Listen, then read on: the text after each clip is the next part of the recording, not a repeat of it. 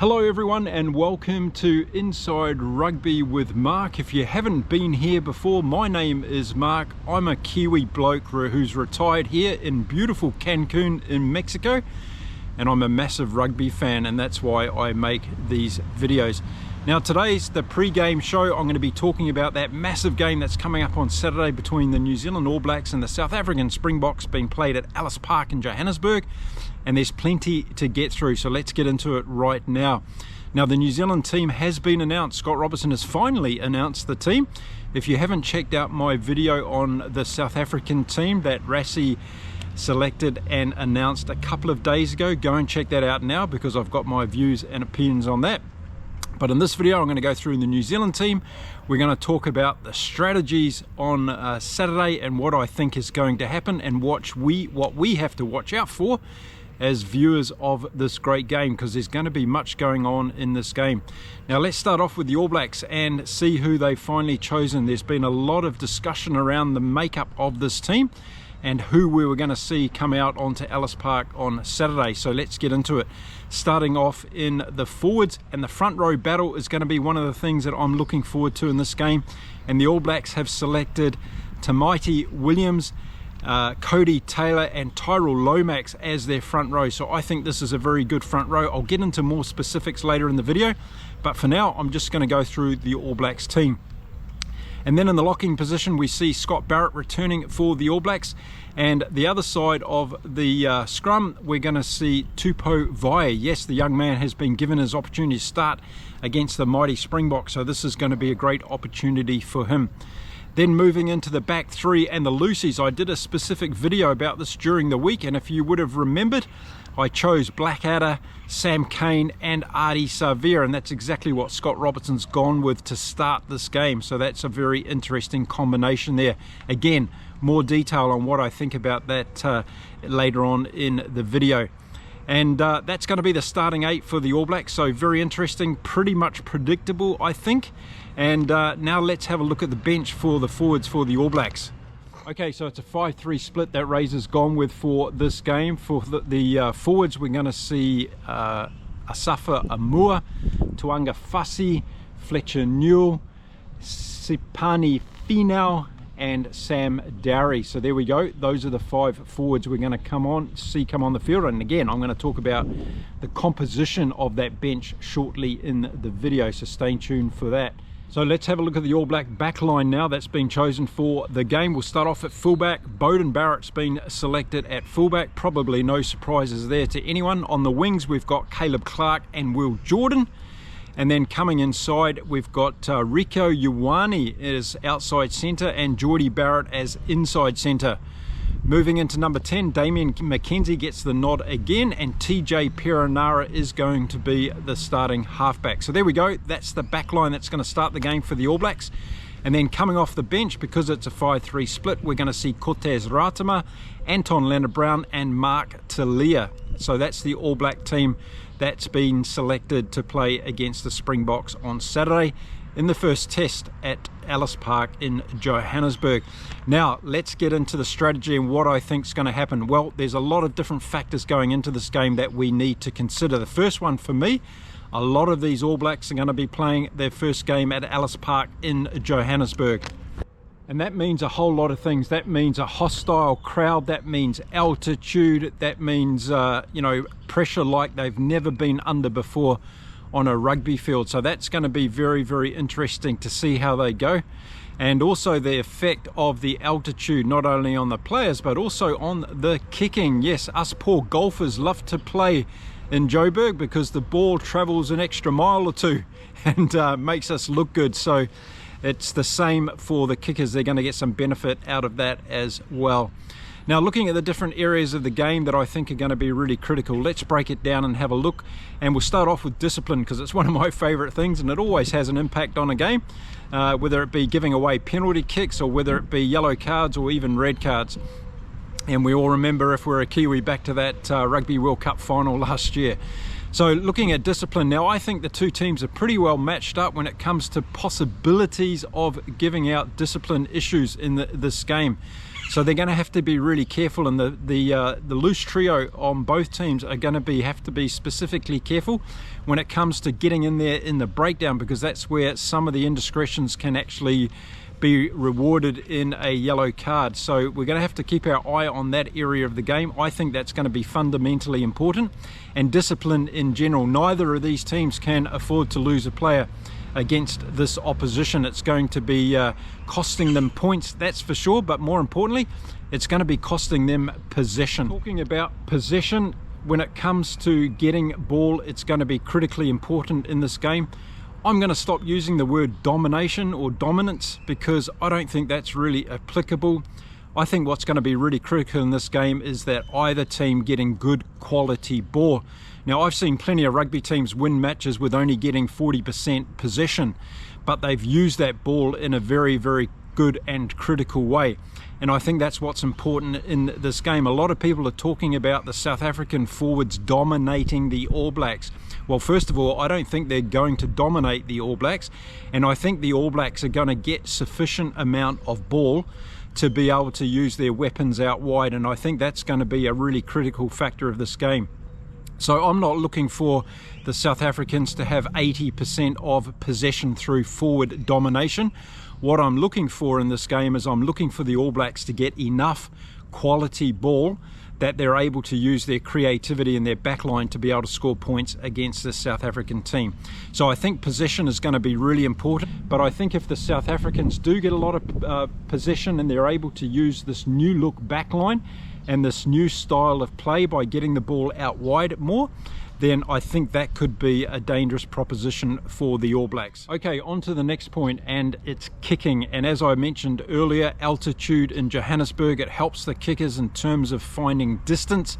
And I suspect that's something that's going to be used from both teams to try and get a little bit of territory. So what are we going to see potentially in the area of kicking in this game?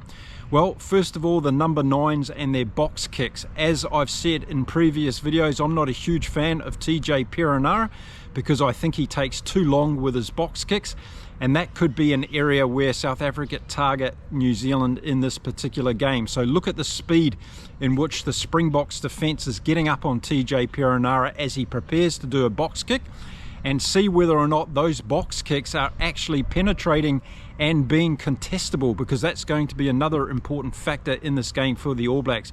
So if they are going to box kick, they need to be contestable box kicks, and the All Blacks need to get some reward from them. Otherwise, put that option in the locker and forget about it.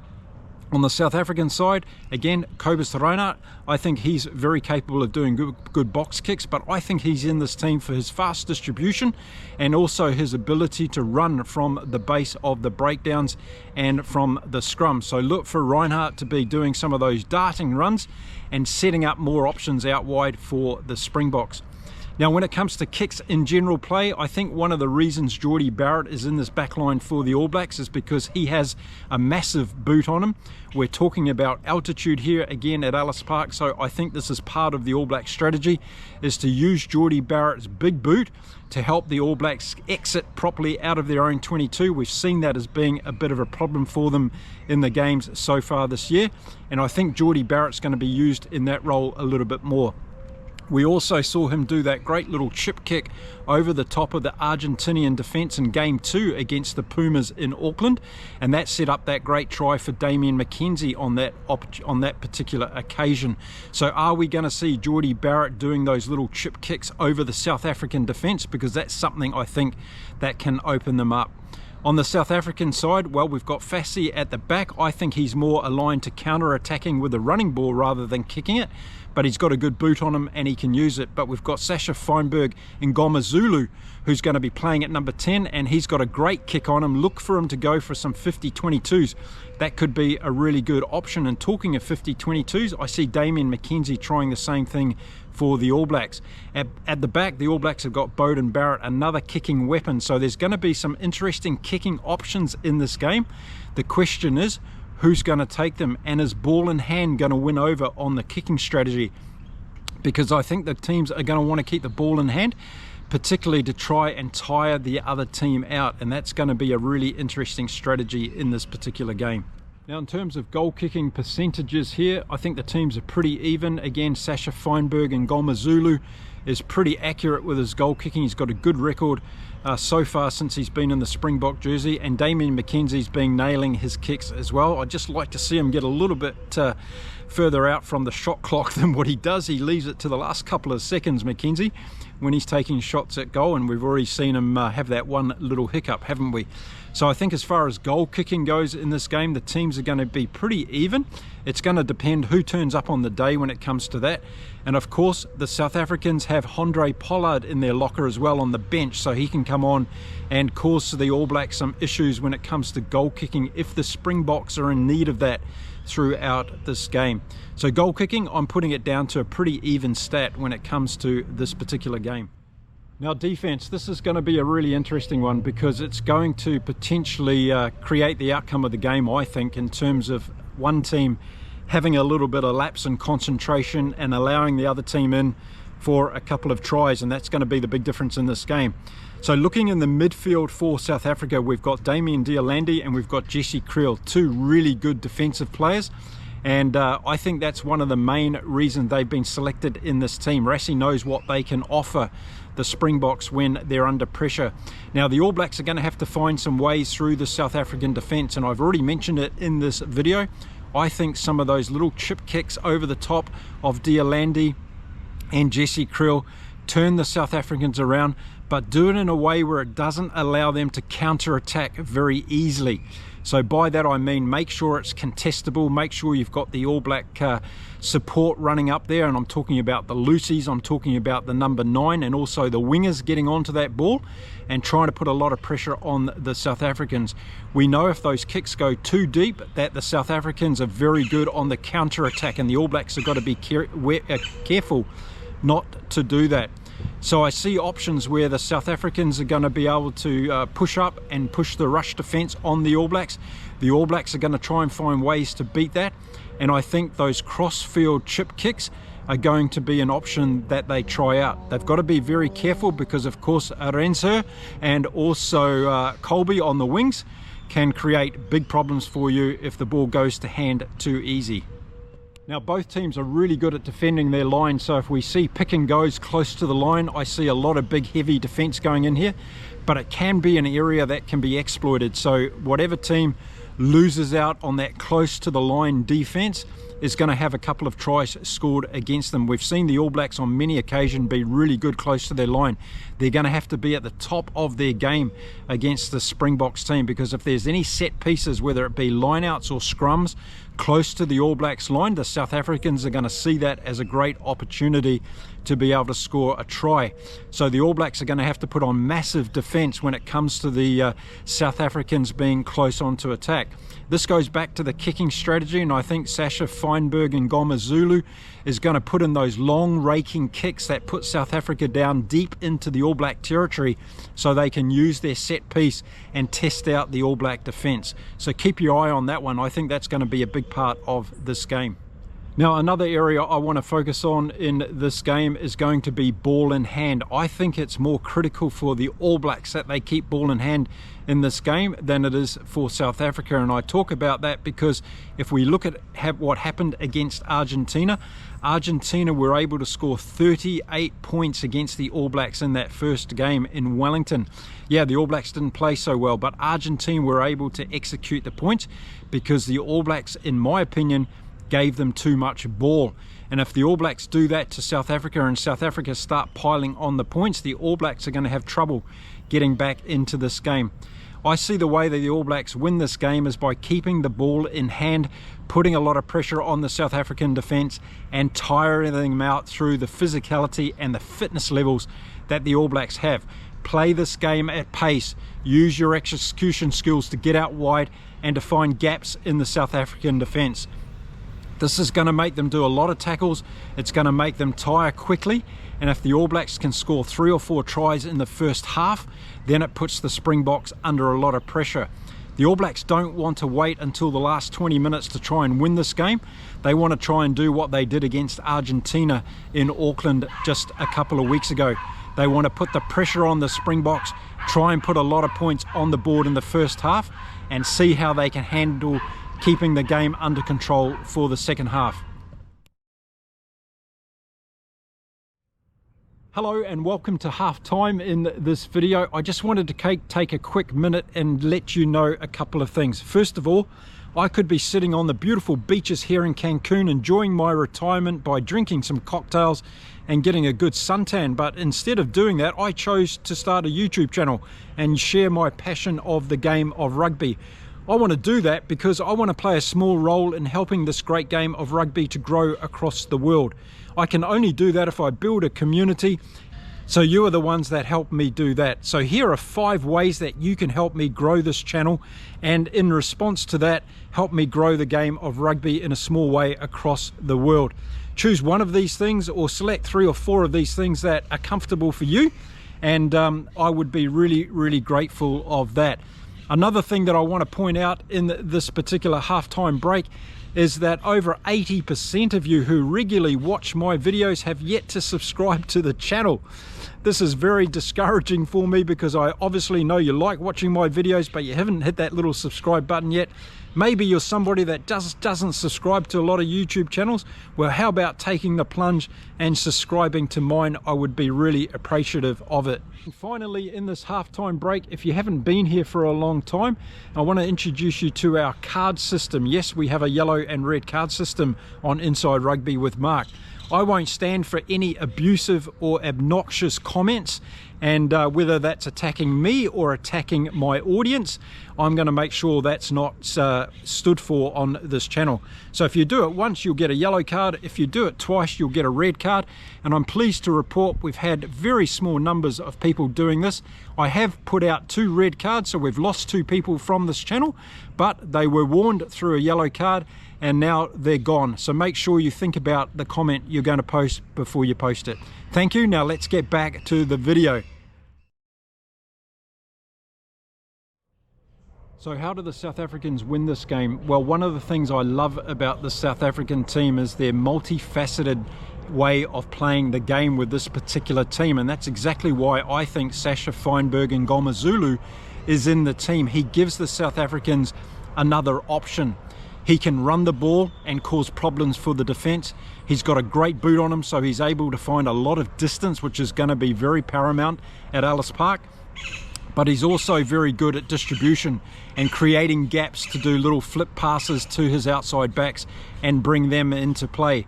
So that alone gives them a whole range of different attacking options.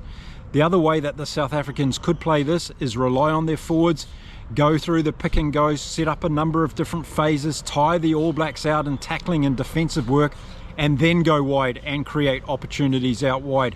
So that's another way that the Springboks could play this. They could also play it from a territory point of view, pushing the All Blacks back deep into their territory and taking points when they're on offer as well. Keep the scoreboard ticking over, and then when the opportunities for tries come, take those opportunities to put the All Blacks away. So this is a very exciting South African team. We're seeing the evolution of this team under Rassie, and I think with Tony Brown's influence in this team, we're going to see the Springboks playing games against different oppositions in different ways. And I think the All Blacks are going to see a different type of South Africa this time than what they've been used to, and that could cause the All Blacks problems because they'll need to look at how their problem solving skills as the game goes on, and that's something we haven't seen the All Blacks, this particular All Black team, doing very well since they started this campaign in 2024. Okay, let's talk about the benches and the influence of the bench. Of course, we've had news in recent hours that Eben Etzebeth is on the bench for South Africa, so they have a locking option on the bench now. Marco van Staden is out of the team, and this brings, of course, a lot of experience as well. So if South Africa are having problems at set piece, particularly in the lineouts, then we could see Etzebeth being introduced into this game. I think the thing for me with South Africa, no RG Schneemann, and I think that's a big loss for the Springboks because he's so good in that last 20-25 minutes of the game. He's great at offloading, he makes a real presence on the field, and he just helps the South African team go to that other level. Whereas on the other hand, Quagga Smith is a different kind of player, isn't he? He's more of a utility player, and he comes on and he's very good at running in general play and causing havoc to the defensive line. So watch out for Quagga Smith. I think he's going to play an important role. But it's going to be really interesting when we see the scrum benches used in this game. The likes of Asafa Amua and Tuanga Fasi and Fletcher Newell coming on for the All Blacks. I've got a lot of time for these guys, but are they up against a big trio from South Africa? Indeed they are, and this is going to be a really critical factor of the game. And that brings me on to the last 20 minutes. Playing the last 20 minutes of rugby in an international test arena at Ellis Park in Johannesburg is probably one of the most difficult things you can do as a rugby player. So for me, whoever's behind going into that last 20 minutes, they're going to have a lot of trouble, I think, coming across their opposition. And I think that's why it's so important for the All Blacks to start this game very, very well and put a lot of points on the board against the Springboks team. If the Springboks are in the lead with the last 20 minutes of this game, I can't see the All Blacks winning this game. I just can't see them having enough energy and power, particularly off the bench, to come over top of the Springboks team. So for me, for the All Blacks to win this game, they need to be having a healthy lead by half time. And I think that's something that Rassie is going to make sure he drills into his players to make sure they're psychologically turned on at the start of this game. The last thing the Springboks want is the All Blacks starting off in a rush and scoring a few quick tries at the beginning of the game. It'll give the All Blacks confidence, it'll allow them to play a freer game, and it'll cause the South Africans all sorts of problems. However, if the South Africans keep the scoreboard tight in that first 40 minutes, we're going to see the pendulum swing, I think, in their favour quite significantly. Now, I think there's going to be a few standout players in this game and just people that we should keep our eye on who could potentially change the game. Now, on the South African side, some of those I would include would be Ben Jason Dixon. I think this guy is a natural superstar. I think he's going to be absolutely huge for South Africa right up until and including the Rugby World Cup in Australia in 2027. So keep your eye on him and the influence that he has on this particular game. Another player I think that's going to have a big impact on this game for another reason is Jasper Wiese. And I think this is an area of weakness that the All Blacks might be able to exploit in this game. I think Wiese is a little bit one-dimensional in his play, and as a result of that, they can put a lot of pressure on him and use that channel around the back of the breakdown and the scrums to make some difference. And I wouldn't be surprised if you see TJ Perenara trying to make some difference around that particular area, so keep a lookout for him. I think Cobus Reinhardt is going to be a very, very big player for the Springboks as well. If the All Blacks can put any pressure on him and start to close down his distribution, then it's going to cause South Africa some problems of getting the ball out wide. So he's going to be a big influence on this game. And then moving outside of him, of course, Sasha Feinberg Ngoma Zulu. He's going to have a massive impact on this game, depending on what style he plays, how many different multifaceted areas of the game he gets involved in, whether he's going to be using his kicking, his passing, his running, and just his creative opportunities that he's going to put out there on the field. So expect him to have a big influence on this game. And then, of course, the two wingers for South Africa, Arendse and also Colby. I think they're going to have a big influence on the game. They love scoring tries, but they also have those abilities to have great creative runs that sets up second, third, fourth phase play for the Springboks. They're not only good at finishing, they're also very good at starting a move off that ends up in scoring points. And we've often seen the South African loose forwards running off the wingers and scoring great tries in open play. So watch out for the likes of Peter Steph du Toit in that area. And I couldn't mention a video that has a South African team in it without mentioning Peter Steph du Toit. The guy's a giant. In my eyes, he's one of the best rugby players in the world right now.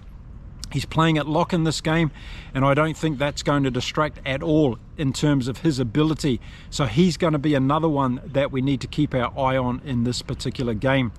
Now, flipping over to the All Black side, who do we have to watch there? And I think we start off in the front row.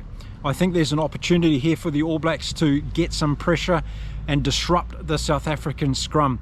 Tamaiti Williams is playing huge at the moment. He's a young guy that's got a great future in the game for the All Blacks, and I think along with Cody Taylor and Tyler Lomax, they can put a lot of pressure. And yes, there's no Ethan de Groot in this team for the All Blacks. They will miss him, but I think this particular front row can cause some problems to the South Africans.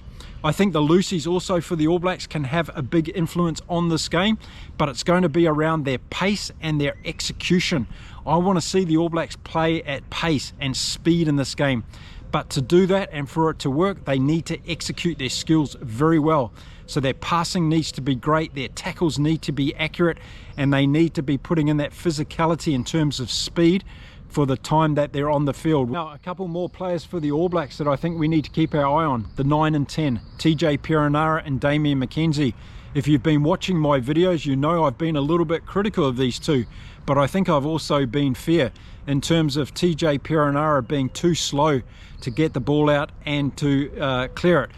I think TJ Perenara falls into that trap that because he's a very experienced player, he thinks in his own mind that he has a lot of time, but the fact is he doesn't, and these players are onto him. He also telegraphs what he's going to do quite often, so watch out for that, particularly when he does his box kick.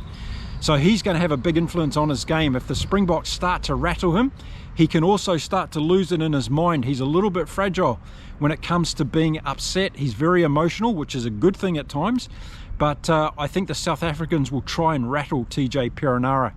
Outside of him, Damian McKenzie, a huge influence in this game, no matter which way you look at it. Of course, he's got magical skills. He can score tries, he can set up his outside backs, but he can also be put under pressure. And I think if the Springboks go after Damian McKenzie in terms of putting a lot of pressure on him, and we see him going backwards, that can be his Achilles heel. And that's what I've been talking about in previous videos. If you go back to great All Black number 10s of the past, and I'm thinking of course of Dan Carter, when the All Blacks are under pressure, they've got the skill sets to be able to use their game intelligence and be able to get All Blacks out of trouble. I haven't seen that facet within Damian McKenzie's game at the moment, and I'd like to see him grow into that if he's going to become a great number 10 for the All Blacks. Now the All Blacks have got a couple of try scoring machines on the wing. Of course, Will Jordan, the greatest try scorer per ratio of tries, who's currently playing the game, and of course Caleb Clark, who had a great year for the Auckland Blues this year and started off pretty well against Argentina in that second game. So we need to see these guys doing their thing and scoring tries, but they need to get the ball and they need to be given opportunities. And for me, this is where the 12 and 13 for New Zealand, Jordie Barrett, Rieko Ioane, are really pivotal in this game. And as I've made mention, and I haven't kept it a secret on this channel, I would have chosen another pairing. I would have gone with Anton Leonard-Brown and Proctor in there in 12 and 13. And for the reason is, I think they've got more creativity. But let's see what happens. Jordie Barrett, he's going to have to have a big game. He's got to go just beyond the gain line and getting the ball back. We've got to see some more creativity from him. We saw it a little bit against Argentina with that chip kick, but I want to see him being able to put his outside backs into gaps and being able to give them opportunities to score points. That's going to be really critical. And then we've got the magician at fullback. Yes, Bodie Barrett. What are we going to see from him in this game? He's got to have a big one, I think, for the All Blacks to have any chance. He's got to bring himself into the fray when it's required, and this is one of the things that I love about Beauden Barrett. He's fantastic at reading a game, and his influence with Damian McKenzie is going to be super critical for the All Blacks. A, to get off to a good start, and B, to be able to protect a lead if they have it, because they've got to start playing smart if they're in front of the Springboks team. So that's some of the areas and some of the key players that I think we need to keep our eye on in this particular game. Now I'm going to be back after the game with a full debrief on the game, so make sure you come back for that. I'll be giving a full analysis on the players that stood out, the strategies that were used, where the game turned for one team or the other. All that kind of stuff will be in my video. Now I'd love to hear your comments on this video, some of the things that I've talked about, some of the players that I've talked about. If I haven't mentioned a player that you think is going to be critically important in this game, let me know in the comments. This is your opportunity to interact. I read all the comments, I respond to nearly all of them if I can, and make sure we have a lot of interaction going on in this channel. Talking about interaction, check out the community page. Over 80% of you think that the South Africans are going to beat the All Blacks on Saturday in Johannesburg. That's an interesting poll for me, that one. Never underestimate the All Black team, that's what I'll say. before I end this video. Okay, thanks very much for watching. I appreciate you taking the time to watch my videos, to support them by making comments, and I'll be back again really soon with some more content. All I want to say now is enjoy the game. Let's hope that rugby is the winner no matter what team ends up coming out on top. And I'll see you all again very soon from here in beautiful Cancun in Mexico. Until next time, it's time to say adios from beautiful Cancun. Bye for now.